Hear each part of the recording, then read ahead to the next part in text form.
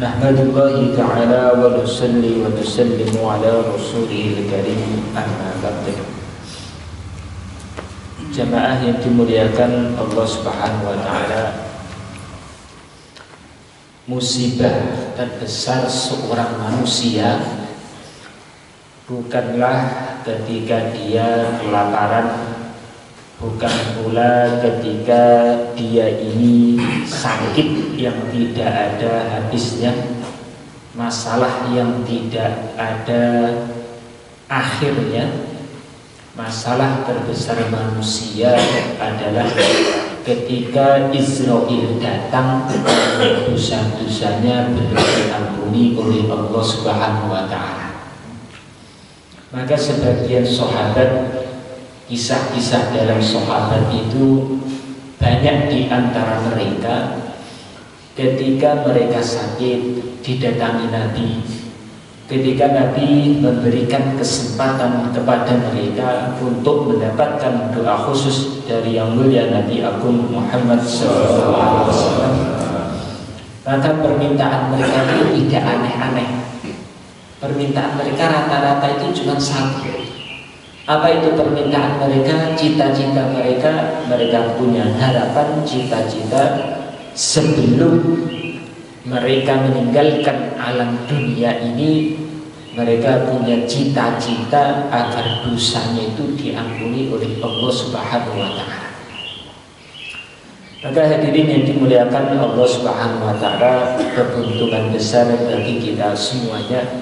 Allah gerakkan kita, memudahkan kita untuk melangkah dalam majelis-majelis ilmu, karena orang-orang yang mereka ini melangkahkan kakinya dari rumah mereka menuju majelis-majelis ilmu, maka dia akan didoakan oleh seluruh makhluk.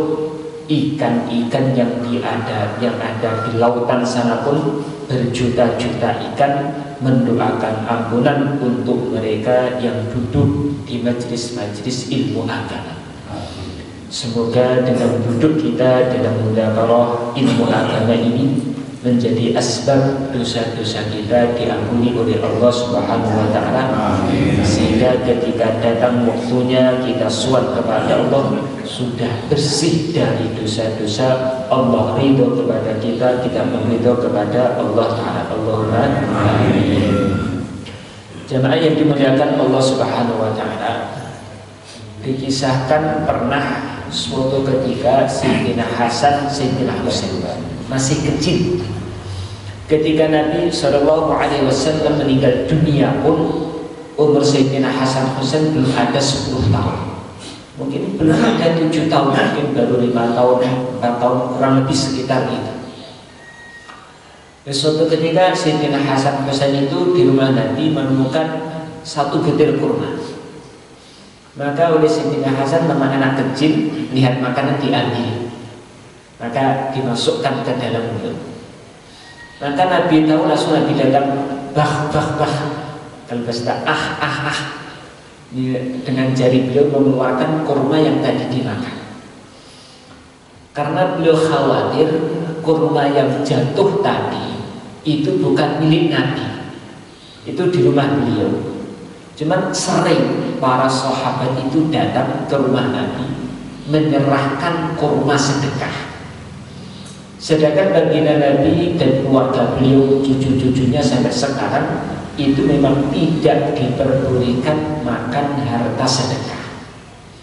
Kurma tadi mungkin itu milik beliau sendiri karena memang ada di rumah beliau, tapi karena beliau khawatir jangan-jangan ini kurma sedekah yang jatuh di rumahnya, maka beliau menjaga Sayyidina Hasan dan Husain dari perkara-perkara yang masih belum jelas. Maka para ulama mengatakan, sebelum kalian memperbaiki ibadahmu, maka perbaiki dulu makanan. Karena jasad kita, daging darah ini tumbuh dari makanan. Kalau makanan itu baik, maka nanti daging itu adalah daging yang baik juga. Kalau dagingnya baik, maka anggota tubuh itu diajak sholat itu senang, diajak wiritan nikmat. diajak duduk untuk baca Quran itu nikmat. Tetapi ketika daging itu dari perkara-perkara yang tidak jelas, maka akhirnya jadi daging yang tidak jelas. Diajak duduk untuk belajar ilmu agama, rasanya itu seperti Masya Allah, panas cepat. Tapi kalau duduk nonton sepak bola, Masya Allah, berjam-jam itu betah gak karuan. Tapi kalau diajak untuk baca Quran, Masya Allah, baru 1 lembar itu seperti berjam-jam.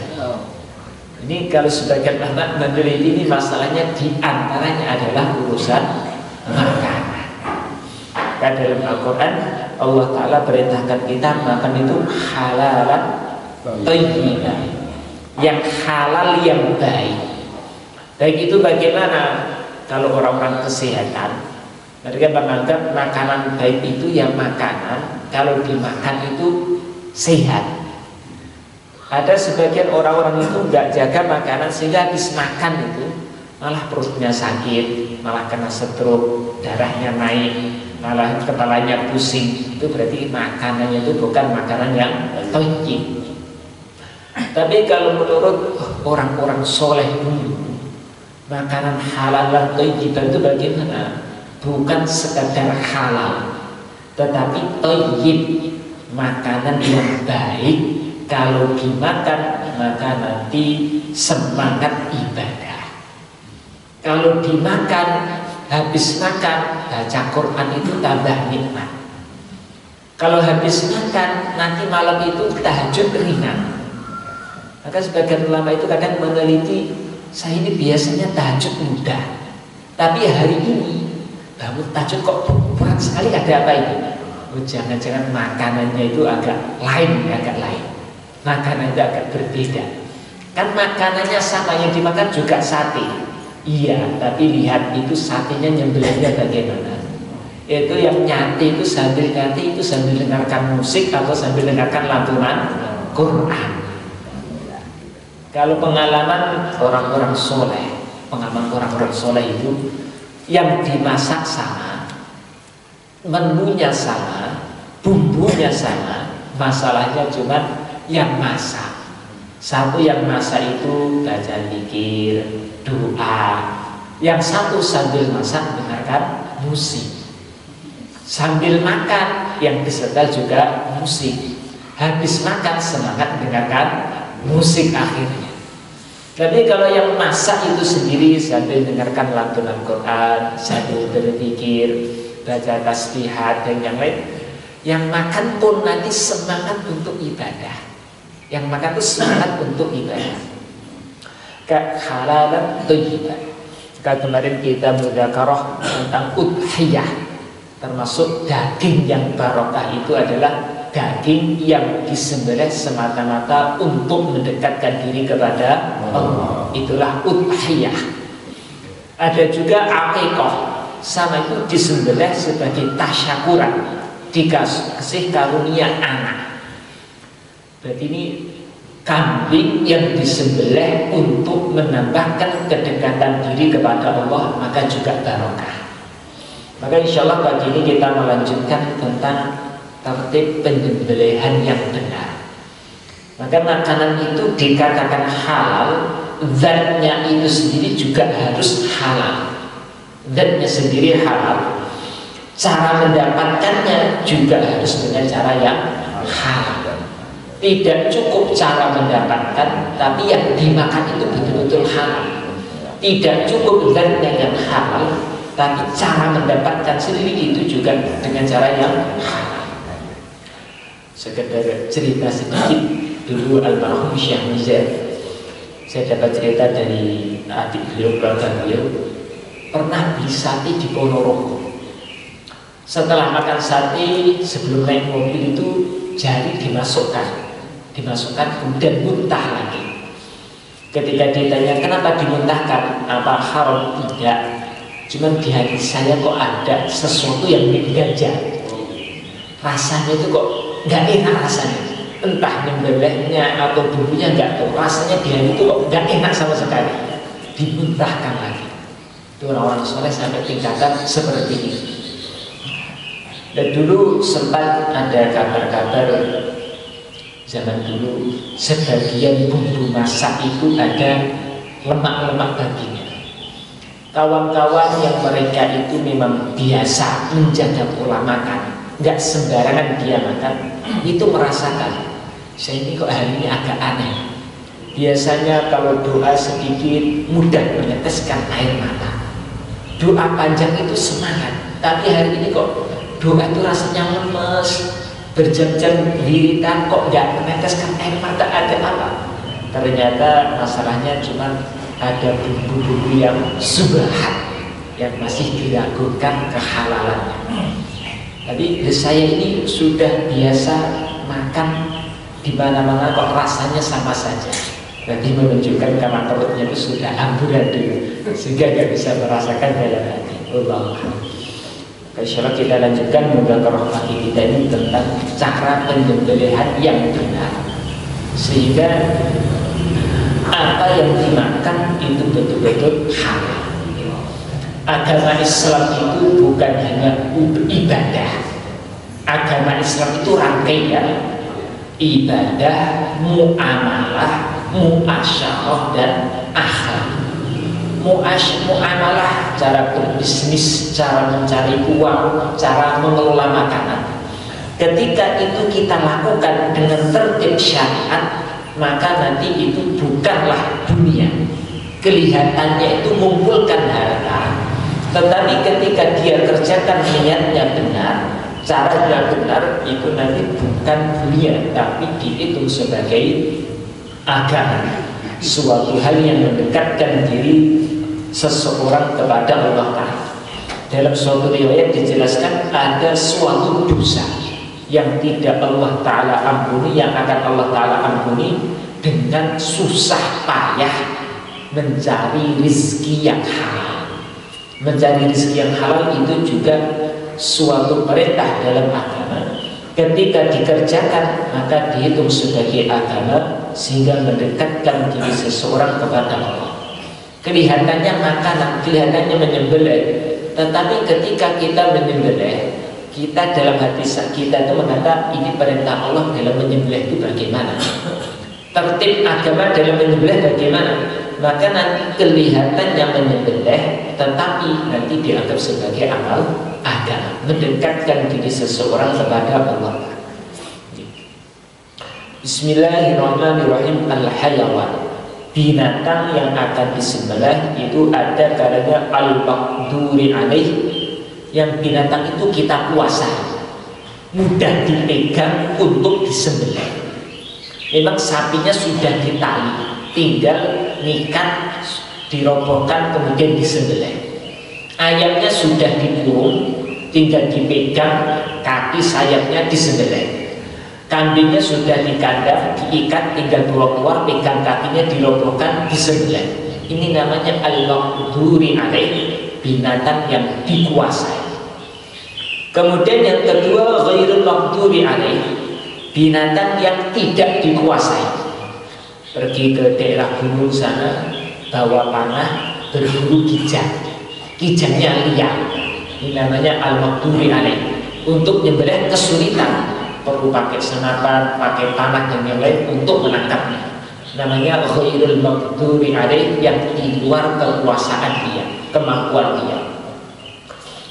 Punya kambing, ingin disembelih, pas Idul Adha rencananya mau dijadikan binatang kurban, dibawa ke masjid, mau disembelih, dituntun, lihat darah, kambingnya lari, lepas dari tangan, ditangkap kesulitan, malah lari ke sawah, ke rumah-rumah, ngejarnya kecapean. Berarti namanya ghairul maqduri alaih, di luar kendali dia, di luar kekuasaan dia. Maka nanti cara nyembelihnya juga berbeda. Kalau memang binatang itu al-maqduri alaih, dikuasai, dipegang, mudah, maka nanti cara menyembelihnya ada dua hal yang harus terputus. Yang pertama hulqum, jalur makan, jalur nafas. Yang kedua mari jalur makan. Ada dua saraf ketika kita menyembelih itu harus terputus. Yang pertama hulqum, yang kedua mari. Jalur makanan dan juga jalur nafas. Dua hal ini harus terputus. Pengalaman mereka yang biasa nyembelih kambing sama sapi itu sebenarnya lebih mudah daripada nyembelih ayam. Memang merobohkannya itu sulit. Sapi itu merobohkannya yang sulit. Tapi kalau nyembelihnya itu mudah. Karena urat kerongkongan yang jalur makan itu mudah dipegang, besar dipegang, diputus itu mudah. Maka jarang sekali nyembelih kambing atau sapi gagal itu bisa dikatakan nggak ada. Karena mudah, putus jalur nafas, jalur makan itu mudah. Berbeda dengan nyembelih ayam, itu banyak kawan-kawan beberapa kali kawan-kawan menemukan ketika belanja daging di pasar, lihat lehernya ternyata masih belum putus. Lebih-lebih kita tidak suruh sebagian oknum di antara mereka, khususnya yang dapat lemburan pesanan banyak. Biasanya nyembelih cuma 10 hari itu dapat pesanan sampai 100. Untuk mengejar pesanan harus cepat. Kalau nyembelihnya mulai kemarin, nanti dagingnya kurang segar. Supaya waktunya cukup, dagingnya segar, nyembelihnya harus cepat. Karena cepat itu kadang-kadang tidak diperhatikan. Kalau nyewa orang mengeluarkan uang, artinya sendiri, pegang kepalanya langsung diputus gitu saja. Itu kadang-kadang sebagian itu ada yang belum putus. Memang apalagi ayam potong itu nggak usah disembelih, dengarkan suaranya keras gitu aja bisa mati. Apalagi dilukai, disobek sedikit gitu aja itu langsung mati ayam potong. Itu sebagian mereka itu cuman kadang bukan pakai pisau, cuman seperti pisau yang kecil, ujungnya tajam, cuman disobek sedikit lehernya, nggak sampai putus, itu cuman luka sedikit sudah langsung mati. Nah kalau seperti itu bagaimana? Berarti belum halal. Maka urusan nyembelih ayam ini kecil, banyak orang berani karena darahnya memang sedikit, nangkapnya juga mudah. Tetapi sebenarnya lebih sulit daripada nyembelih kambing sama sapi. Kalau kambing sapi itu mudah, cuman perlu mental, berani apa tidak, lihat darah yang banyak itu. Kan kalau nyembelih ayam ini lebih sulit. Maka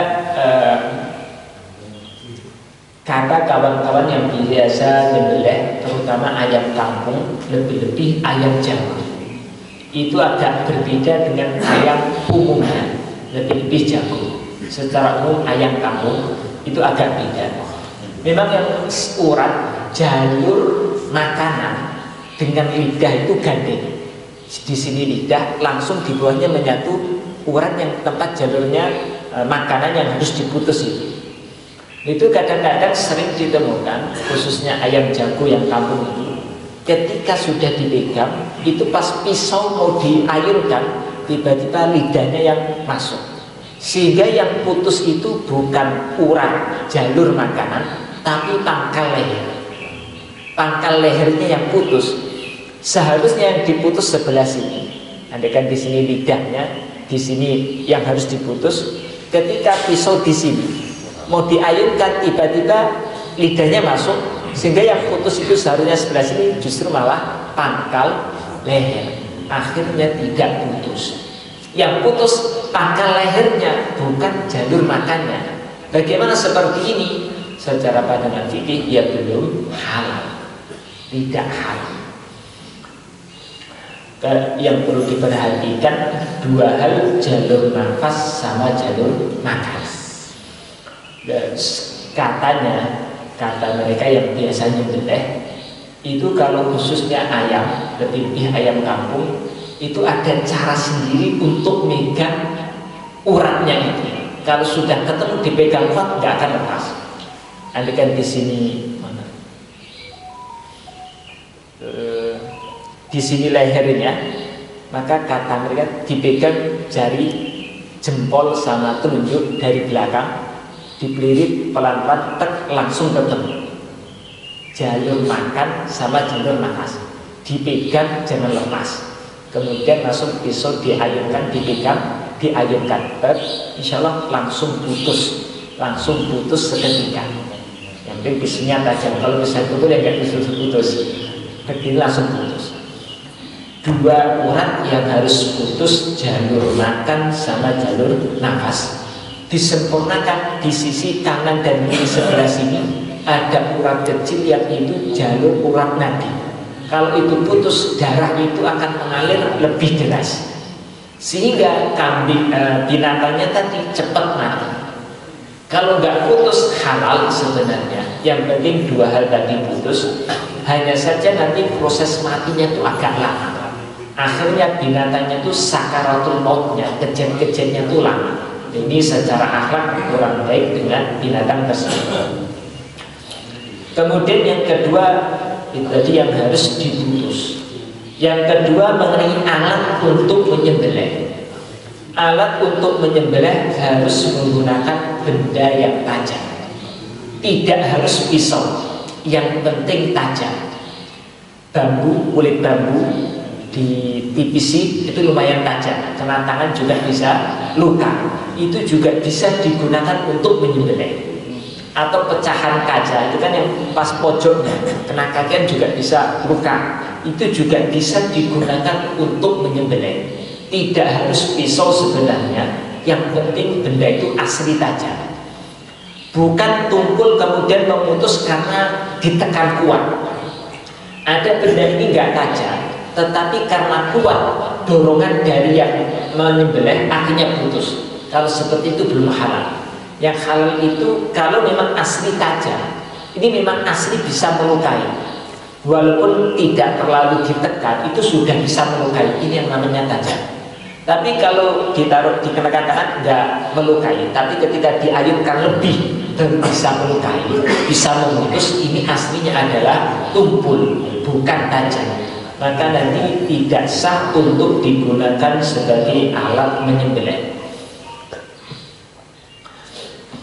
Kemudian yang kedua ada binatang yang di luar kendali dia, ghairul maghdubi alaihim, yang tidak dia bisa dia kendalikan, seperti binatang liar, atau sebenarnya binatang ini peliharaan tetapi lepas sehingga sulit untuk ditangkap.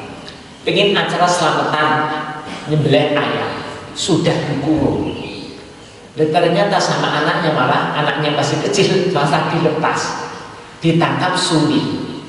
Maka cara menyembelihnya beda. Boleh menggunakan panah dipanah, atau mungkin yang biasa main senjata pakai pisau dilempar, pas kena ayamnya akhirnya mati. Boleh. Ayamnya mau disembelih keselamatan, ditangkap sulit, lepas duluan, sudah cari pisau dilempar aja pisau.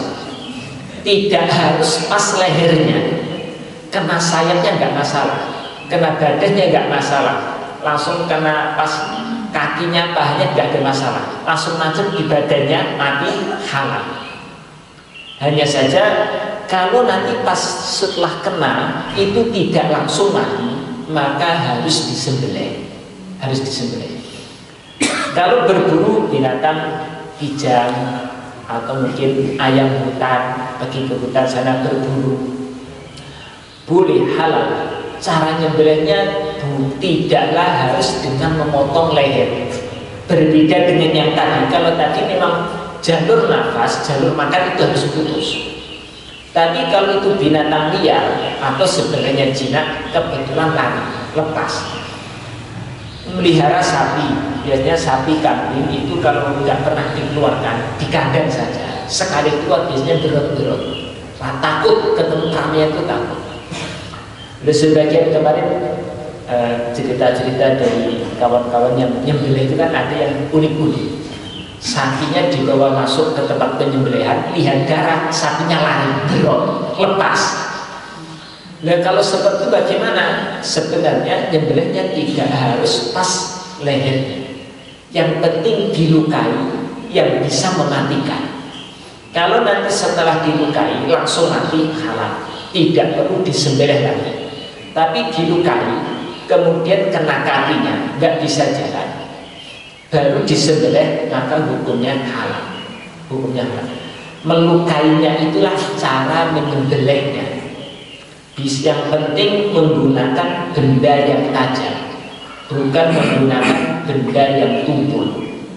Adapun senapan-senapan yang digunakan untuk berburu, itu kata para ulama, itu senapannya, pelurunya itu tumpul, bukan lancip. Mungkin yang digunakan untuk perang-perang itu memang ada yang lancip, tetapi kalau yang digunakan untuk berburu, yang kecil-kecil itu aslinya tumpul. Dia melukai itu bukan karena tajamnya, tapi saking kuatnya tekanan, sehingga bisa terobos sampai ke dadanya, sampai ke dalam. Itu bukan asli benda tajam, tapi aslinya tumpul, tetapi karena tekanan yang kuat, maka nanti bisa mematikan. Dan kalau nanti menggunakan benda-benda yang tumpul seperti itu, maka nanti hukumnya tidak halal kalau mati. Tapi kalau kena dadanya kemudian langsung jatuh, masih bisa disembelih, maka halal. Tapi kalau langsung mati seketika, maka hukumnya tidak halal, hukumnya tidak halal. Maka kalau menggunakan senapan, cari titik-titik yang tidak mematikan, pas sayapnya atau mungkin kakinya, sehingga sekedar melumpuhkan untuk bisa ditangkap. Maka nanti setelah itu disembelih, maka hukumnya halal.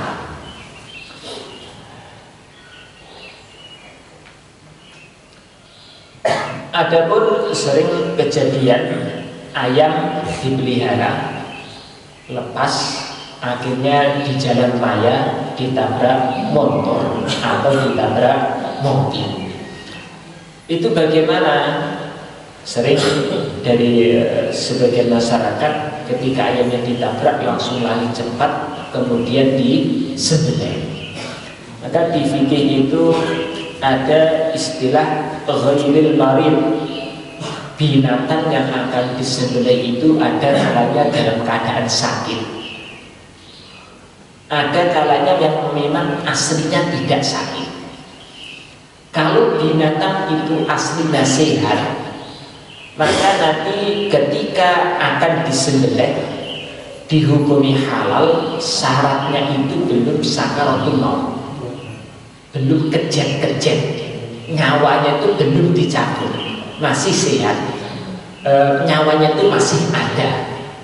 Berbeda kalau ini sudah proses pencabutan nyawa, kejat-kejat. Nah, kalau itu disembelih tidak halal, walaupun disembelih hukumnya tidak halal. Maka kalau ada ayam ditabrak motor atau ditabrak mobil, kemudian disembelih, halal apa tidak dilihat. Tadi waktu disembelih itu keadaannya bagaimana? Itu masih memang sakit, kalau dibiarkan 1 jam lagi pasti mati. Tapi itu masih nyawanya masih ada apa enggak? Kalau itu sudah proses sakaratul maut, pencabutan nyawa, sudah kejat-kejat mau mati, itu sudah bukan mau mati, mau proses mati. Kalau seperti itu disembelih tidak halal. Berarti yang mengakibatkan kematian dia itu sebenarnya adalah tabrakan tadi. Berarti mati bukan karena ditabrak, maka hukumnya tidak halal walaupun disembelih. Seseorang baru punya bersihkan rumah, teras depan rumah dipel, baru dipel belum kering, ayamnya datang langsung dirak di situ, marah, cari sandal lempar pas kena kepalanya, langsung klien, takut mati, cari pisau langsung disembelih. Halal apa tidak dilihat. Kalau tadi waktu disembelih itu belum sampai tingkatan sakaratul maut, memang jatuh lemes, tetapi belum kejat-kejat. Ketika disembelih langsung kejat-kejat, berarti ini belum mati. Tadi belum sakaratul maut, tapi memang dia posisinya kalau dibiarkan pasti mati. Tetapi ini belum tingkatan proses pencabutan nyawanya, maka nanti kalau disembelih hukumnya masih halal. Lah apa ciri-ciri binatang itu dalam keadaan sakaratul maut? Apa ciri-cirinya kalau belum sampai tingkatan sakaratul maut? Ketika dilempar batu atau kena senapan atau kena batu atau ditabrak motor. Kalau disembelih, pas disembelih itu langsung kejang-kejang kuat. Berarti tadi ketika disembelih itu masih ada nyawanya, belum proses sakaratul maut. Biasanya umumnya itu binatang kalau memang belum proses sakaratul maut, itu nanti ketika pas disembelih dia merasakan sakit sehingga meronta-ronta kuat, gerakannya tuh kuat. Berarti ketika itu belum proses sakaratul maut sehingga hukumnya masih halal. Di antaranya lagi darahnya tuh segar, muncrat, mengalir langsung deras. Tapi kalau binatang itu sudah proses sakaratul maut, sudah kejat-kejat itu disembelih gerakannya tidak bertambah, darahnya pun mengalirnya juga tidak terlalu deras. Berarti dia ini ketika ditabrak tadi sebenarnya sudah proses sakaratul maut, maka hukumnya tidak halal. Adapun binatang yang memang sakit, mungkin punya sapi masuk angin, kemudian atau kelinci dan seret, kemudian lemes-lemes ketika disembelih itu sudah nggak bergerak lagi. Kalau dibiarkan pasti mati. Tapi ketika disembelih pun karena memang sakit nggak meronta-ronta, kemudian darahnya pun juga nggak muncrat. Bagaimana? Kalau memang itu karena sakit, maka hukumnya tetap haram. Jadi mungkin punya kambing atau mungkin ayam kok sakit, kemudian sudah darah, sudah duduk pun nggak bisa, berbaring terus, kemudian disembelih. Ketika disembelih pun nggak meronta-ronta, tetap hukumnya halal. Yang nggak halal itu kalau aslinya tidak sakit, kemudian disembelih, kemudian ketika disembelih itu sudah dalam keadaan sakaratul maut. Nah, kalau seperti itu maka hukumnya tidak sah, hukumnya tidak halal. Wallahu a'lam. Sampai di sini mungkin ada yang ditanyakan. Monggo kesempatan pertama untuk dua penanya dari ibu-ibu.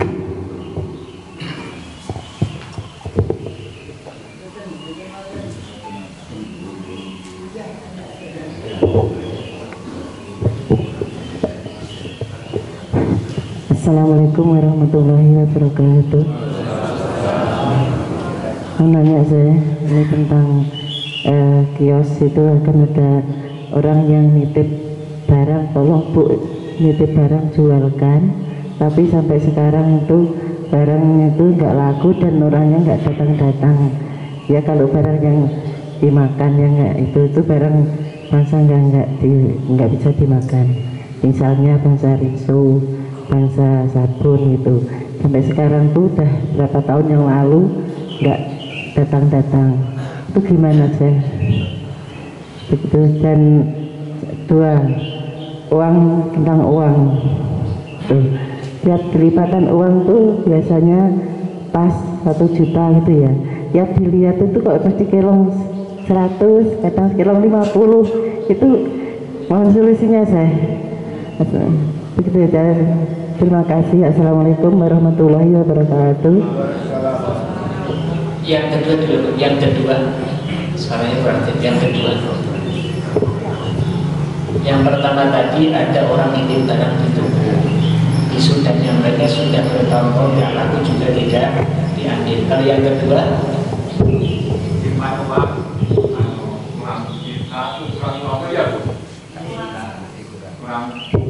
tapi juta misalkan, kok terus tahu-tahu kurang 100, kurang 50, itu ada apa ya Ustaz?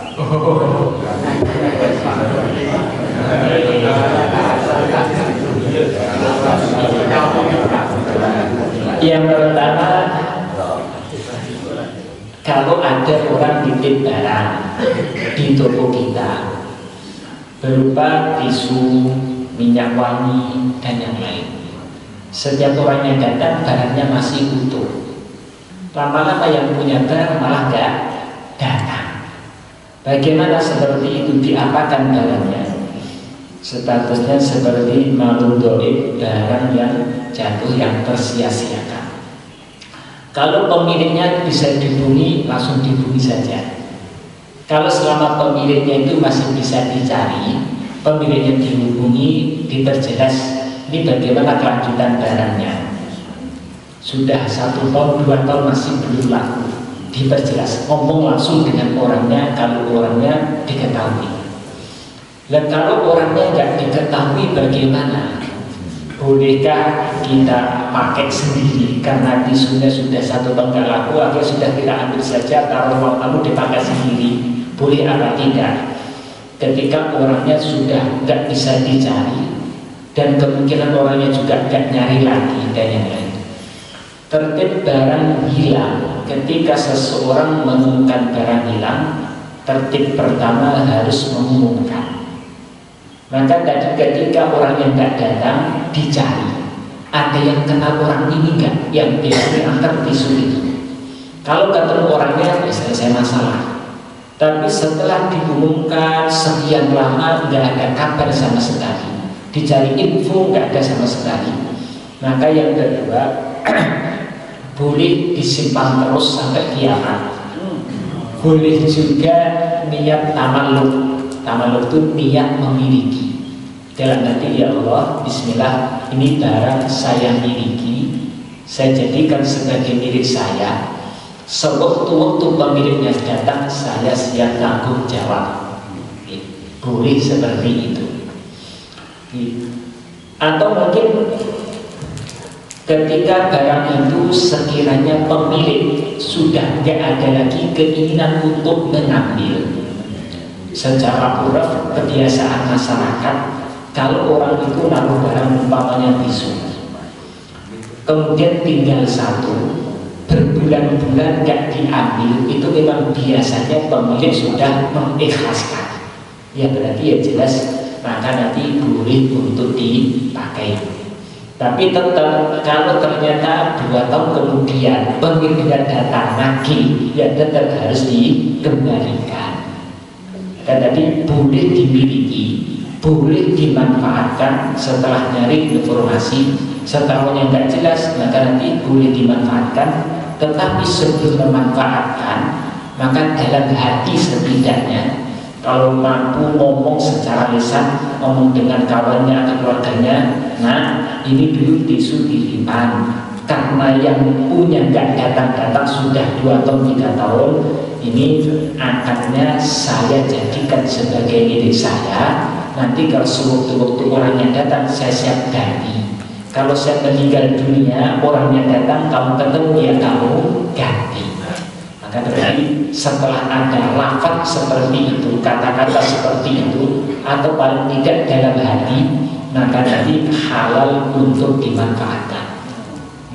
Kemudian masalah yang kedua, diperkuat dulu perasaan 1 juta, ternyata sekarang tinggal 950.000, hilang 50.000. Kadang-kadang cuma tinggal 900. Itu bagaimana? Ada beberapa kemungkinan. Yang pertama karena salah itu sejak awal, bisa jadi seperti itu. Atau memang ada hal-hal yang jelas uangnya hilang. Apakah dari manusia atau dari alam gaib, kita juga nggak tahu bagaimana ceritanya. Tetapi memang ada suatu kisah yang dijadikan para ulama pelajaran. Ada ayat-ayat Al-Quran, doa-doa yang itu masyhur sebagai doa penjagaan. Sehingga saya namanya Sayyidina Abu Hurairah, ditugasi nanti untuk jaga kurma sedekah. Kalau di negeri kita zakat itu kan pakai beras. Kalau orang-orang Arab zakatnya kurma. Banyak orang-orang para sahabat mereka yang agniya datang menyerahkan kurma sebagai harta zakat. Ditumpuk di suatu tempat. Waktu itu yang disuruh jaga Sayyidina Abu Hurairah. Abu Hurairah disuruh jaga, Nabi kamu jaga, jangan sampai diambil kecurian. Maka Sayyidina Abu Hurairah itu mendengarkan sabda Nabi, oleh Nabi disuruh jaga jangan sampai ada diambil orang. Maka beliau paham, Nabi itu kalau bersabda pasti terjadi. Ketika Nabi nyuruh saya untuk jaga supaya nggak diambil, berarti nanti akan ada orang yang ngambil. Maka betul malam hari itu ada sosok bentuknya seperti manusia tapi agak aneh, tangan kaki penuh dengan bunga. Sebagai riwayat menjelaskan setelah didekati ditanyakan jin apa manusia. Kalau kita mungkin ya sebagian sudah kabur duluan. Tapi tidak datang, kamu jin apa manusia? Jin. Masa jin? Coba tangannya. Setelah dihulurkan, bulunya seperti bulu anjing, kuku-kukunya seperti kuku kuda. Bukan seperti manusia, tangannya itu seperti tangan kuda, bulunya seperti bulu anjing. Oh, jin betulan. Terus kamu kenapa kamu mencuri? Enggak boleh. Ini karena kamu mencuri, saya tangkap, saya suangkan kepada Nabi. Maka jin tadi mengatakan, mohon maaf, saya ini punya anggapan orang Islam itu orang dermawan. Dan keluarga saya sekarang sedang kelaparan. Maka saya berani ngambil harta milik orang Islam karena orang Islam itu orang yang dermawan. Maka maafkan saya tidak akan mengulangi lagi. Pagi hari Sayyidah Burrah laporan pada dia, Rasulullah tadi malam betul ada yang memberi. Dia beralasan sudah saya tangkap, mau saya suangkan Tuhan. Tapi dia beralasan keluarganya kelaparan dan dia punya anggapan orang Islam itu dermawan. Tapi dia janji nggak akan nyuri yang kedua kali. Maka Nabi sabdakan, jin itu kanda, pembohong. Tunggu aja, nanti malam pasti datang. Maka betul semalam suntuk nggak tidur, datang betulan, tangkap langsung. Maka yang kedua kali, maka dia katakan, sudah kamu nggak ada alasan lagi kan kamu telah bohong, saya akan suangkan pada Nabi. Maka dia beralasan lagi, mohon maaf sudah, ini yang terakhir kali, saya kapok betul, nggak akan nyuri lagi. Pagi hari lapor pada Nabi Datu, maka Nabi katakan, jin itu pembohong, pasti nanti malam datang lagi. Maka betul hari malam ketiga oleh Sayyidina Burrah dirasai, datang ke berat langsung ditangkap. Kamu sudah bohong saya 2 kali, sudah tidak ada maaf sama sekali, pokoknya kamu harus saya suangkan pada Nabi. Maka jin tadi beralasan, sudah gini aja, kita damai. Kalau kamu mau melepaskan saya kasih tahu 1 ayat. Kalau kamu baca, maka kamu beserta hartamu akan dijaga dari golongan kami. Apa itu? Dalam surat Al-Baqarah juz 3 ayat kursi. Itu masyhur sebagai ayat penjagaan. Maka pagi hari suan pada Nabi, ya Rasulullah tadi malam seperti ini, kemudian dia ngasih tahu saya seperti ini, akhirnya saya lepaskan. Maka Nabi sabdakan, jin itu pembohong kecuali dalam hal ini dia jujur. Dalam hal ini dia jujur. Sehingga masyhur di kalangan para ulama, ayat kursi itu sebagai ayat penjagaan untuk menjaga diri ataupun menjaga harta. Maka sebagian mereka kalau anaknya baru lahir dibacakan ayat kursi, bayinya malam-malam nangis terus, tiba-tiba nangis sendiri, dibacakan ayat kursi. Hartanya sering hilang terus, hartanya itu yang dimiliki dibacakan ayat kursi. Semoga dengan barokah ayat kursi hartanya dijaga oleh Allah Ta'ala. Ada kisah yang kedua, Sayyidina Umar. Sayyidina Umar memang masyhur seorang sahabat sejak dulu sebelum masuk Islam itu sukanya gula, dan gula itu gak pernah kalah, menang terus. Maka pernah suatu ketika beliau ketemu jin juga. Maka Sayyidina Umar itu agak sedikit menertawakan, ternyata jin itu agak jelek bentuknya, sudah kecil lagi, pendek, kurus lagi. Maka jin itu marah, oh kamu jangan meremehkan saya ini premannya di kalangan jin. Sayyidina Umar lebih tertawa lagi, loh masa premannya seperti ini, kok enggak pantas dikatakan preman. Akhirnya gula, ternyata ketika gula Sayyidina Umar jatuh, kalah. Tapi Sayyidina Umar enggak mau kalah, jatuh di tanah langsung megang kakinya, jempolnya digigit Sayyidina Umar. Akhirnya ngaku kalah. Setelah bangun nantang lagi sampai 3 kali. Yang terakhir kali ketika digigit kakinya, jin yang mengatakan, saya kasih tahu kamu 1 ayat, kalau kamu baca akan kamu, keluargamu, anakmu akan dijaga dari keburukan kami. Apa itu? Ayat kursi juga. Kalau melihat riwayat dan juga pemahaman para alim ulama, di antara doa penjagaan, ayat yang masyhur sebagai penjagaan adalah ayat kursi.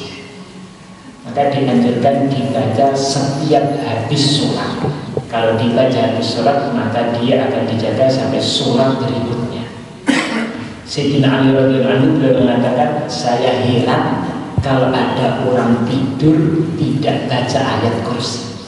Karena kalau orang tidur itu lepas kendali, ada semut masuk ke telinga itu nggak sadar. Kalau ada orang ingin bunuh dia, namanya tidur tidak bisa mengelak, namanya orang tidur nggak sadar. Maka termasuk penjagaannya itu adalah dengan membaca ayat kursi. Wallahu a'lam. Oke, satu lagi penanya dari ibu-ibu. Assalamualaikum warahmatullahi wabarakatuh. Bertanya Ustadz, yang pertama tentang pembagian kurban. Di masyarakat saya temui untuk pembagian kurban itu ada yang sebagai yang kurban itu langsung diberi misalnya 5 kilo seperti itu atau 4 kilo seperti itu. Tapi saya temui juga pembagiannya itu setelah dibagi-bagi di nok-nok sampai selesai itu kemudian mendapat 4 nok seperti itu. Nah, ini hukumnya seperti apa yang betul? Kemudian yang kedua, saya temui di rumah makan Jogja, yaitu lele asap itu. Nah, itu waktu memasak itu ditusuk dari depan ke belakang. Nah, itu apakah boleh? Sekiranya kok menyiksa begitu, Ustadz? Kemudian yang ketiga, yaitu untuk saat ini itu ada perang dari Iran. Nah, apakah Iran ini sama seperti kita, Ustadz, yaitu sunnah wal jamaah? Mohon pencerahannya, Ustadz. Assalamualaikum warahmatullahi wabarakatuh. Bismillahirrahmanirrahim. Yang pertama terkait dengan pembagian daging kurban. Biasanya dalam pembagian daging kurban, yang kurban itu dapat bagian lebih banyak. Kemudian yang kedua, yang ikut ambil bagian dalam program penyembelihan itu juga dapat bagian lebih. Ada yang sistemnya dikasih dulu yang kurban, setelah itu dibagi. Ada juga yang nanti dibagi tapi yang kurban dihitung 2 atau dihitung 3. Bagaimana seperti itu? Boleh dikembalikan kepada kebijakan panitia. Ketika yang punya yang kurban itu, kalau secara kitab itu, secara kita tengok, kebanyakan itu sebenarnya kalau mampu disembelih sendiri, dibagikan sendiri lebih bagus. Cuma kalau dibagi-bagikan sendiri, satu kambing nanti nggak rata, malah jadi omongan orang-orang. Akhirnya dijadikan satu sehingga lebih rata. Kalau kurban kemudian nyembelih kambing di rumah sendiri, dibagikan sendiri, nanti malah jadi pembicaraan, saya kok nggak dikasih, dia dikasih. Padahal karena saking nggak ratanya, saya bagiannya kok cuma sedikit. Akhirnya malah jadi masalah. Akhirnya dijadikan satu di masjid, diserahkan kepada panitia, serah rombongan, Pak panitia, ini kurban saya, terserah jenengan bagaimana cara membaginya. Secara tidak langsung seperti itu. Panitia orang yang amanah, maka dia musyawarah bagaimana cara pembagian seadil-adilnya, sahih-hikmahnya. Termasuk sebagian keputusannya yang kurban dikasih bagian lebih, yang ikut kurban juga dapat bagian lebih, boleh. Hanya saja khusus para panitia yang ikut ambil bagian dalam kurban, ketika dikasih jatah lebih, jangan diangkati sebagai upah. Yang nyembelih, yang ikut nyembelih, bersihkan bobotnya dan yang lain itu, ketika dapat bagian lebih, jangan dijadikan sebagai upah. Sebagian apa itu? Sudah ini kebijakan dari panitia, bukan dijadikan sebagai upah. Dijadikan itu bagaimana? Ini panitia kerjanya tadi dia mulai pagi sampai siang. Kalau dia pagi sampai malam, dia cuma duduk-duduk. Kalau itu awal sampai akhir full. Maka kalau kerja seperti itu gajinya cuma 30, itu 50. Maka gajinya dibedakan dengan pertimbangannya seperti gaji dijadikan sebagai upah. Kalau dijadikan sebagai upah maka tidak boleh. Tapi kalau itu kebijakan hasil musyawarah maka diperbolehkan. Kemudian yang kedua terkait dengan yang ikan asap, khususnya di daerah termasuk Jepara, Kudus itu ada namanya ikan asap, atau tadi lele asap, lele bakar, dibakar. Bagaimana itu kan modelnya dari ditusuk mulai dari kepalanya. Ada yang memang tergantung ikannya besar apa kecil. Kalau ikannya besar ya dipotong-potong dulu baru ditusuk. Memang ada urusan halal haramnya, halalnya halal. Hanya saja kita dituntut muasyarah yang baik walaupun dengan binatang. Maka dalam bab penyembelihan itu termasuk muasyarah yang baik dengan binatang.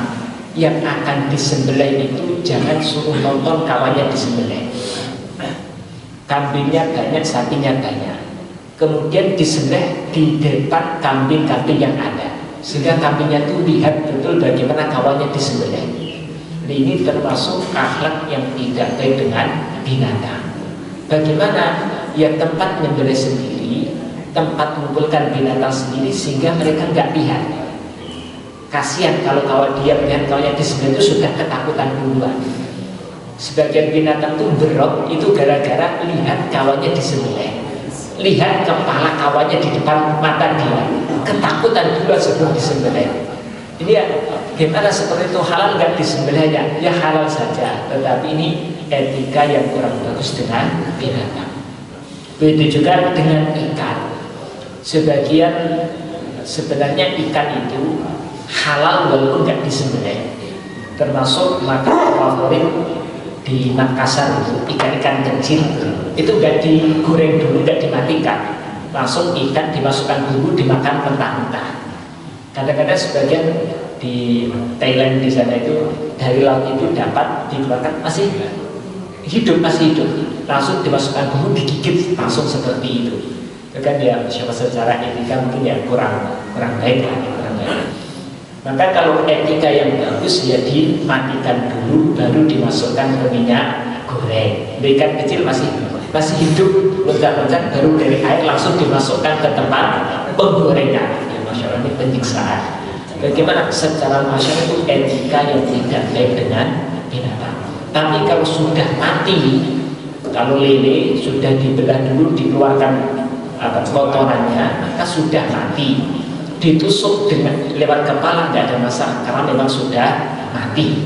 Kalau kambing itu tingkatannya malah dikuliti, setelah dikuliti dipotong kecil, tapi kan sudah dalam keadaan mati. Yang jadi masalah itu kalau masih hidup langsung melalui kepala dimasukkan langsung. Halalnya halal, tetapi itu etika yang tidak belas kasihan kepada binatang, kurang baik. Kemudian yang ketiga, Iran itu seperti apa? Pandangan ulama, Iran itu ada dua, ada yang Syiah, ada yang Sunni. Ada yang Ahlus Sunnah wal Jamaah, ada yang Syiah. Dan Syiahnya di sana itu termasuk lumayan berat. Maksudnya tingkatannya itu bedanya sangat jauh. Kalau sholat harus membawa batu Karbala, sujudnya di atas batu Karbala. Nanti kalau 10 Muharram ada pintas untuk memperingati meninggalnya Sayyidina Hasan Hussein, maka mereka beberapa orang di depan umum mencampur-campur dirinya sendiri, akhirnya penuh dengan keluar darah segar yang masuk rumah sakit sampai ratusan orang. Nah itu Syiah yang berlebihan. Kemudian syahadatnya pun juga dirubah. Adzan itu bukan asyhadu an la ilaha illallah wa asyhadu anna muhammadar rasulullah, ada kata wa asyhadu anna aliyan imamuna atau bagaimana bahasa, ada lafaznya. Nanti ketika haji pun caranya berbeda. Ada Syiah yang sampai parah, ada Syiah yang sekedar akidah saja sedikit berbeda, tapi prakteknya agak mirip dengan kita, seperti Syiah Zaidiyah yang ada di Yaman. Itu mirip dengan kita, tapi dalam keyakinan agak sedikit berbeda. Jadi kalau Iran itu ada dua, ada yang Syiah, ada yang Sunni, ada yang Sunni. Wallahu a'lam. Insya Allah berikutnya kita dengarkan pertanyaan dari bapak-bapak, tapi kemis depan.